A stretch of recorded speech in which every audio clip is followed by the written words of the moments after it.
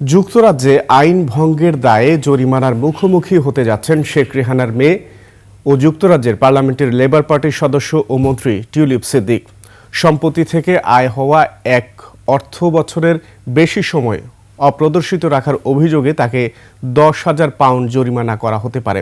এ নিয়ে সংবাদ প্রকাশ করেছে বার্তা সংস্থা ডেইলি মেইল। আফসানা লিলার ডেস্ক রিপোর্ট।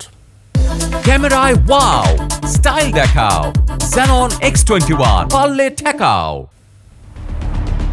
দীর্ঘ সময় ধরে যুক্তরাজ্যে বসবাস করছেন শেখ রেহানার মেয়ে টিউলিপ সিদ্দিক। সে দেশের পার্লামেন্টে লেবার পার্টির সদস্য ও বর্তমানে মন্ত্রী হিসেবে দায়িত্ব পালন করছেন। এবার দেশটির আইন ভঙ্গের দায়ে শাস্তির মুখোমুখি হতে যাচ্ছেন তিনি। ব্রিটিশ সংবাদ মাধ্যম ডেইলি মেইলের প্রতিবেদনে বলা হয়, একটি সম্পত্তি থেকে ভাড়া বাবদ আয় অপ্রদর্শিত রাখার অভিযোগে তার বিরুদ্ধে তদন্ত শুরু করেছে পার্লামেন্টের স্ট্যান্ডার্ডস কমিশনার। তদন্তে দেখা গেছে একজন এমপি হিসেবে আর্থিক স্বার্থ সংশ্লিষ্ট বিষয়ে নিয়ম ভঙ্গ করেছেন টিউলিপ। বাড়িওয়ালা হিসেবে 1 বছরের বেশি সময় আয়ের সঠিক বিবরণ দেননি টিউলিপ। যদিও এটিকে প্রশাসনিক ত্রুটি হিসেবে স্ট্যান্ডার্ডস কমিশনারের কাছে ব্যাখ্যা দিয়েছেন তিনি।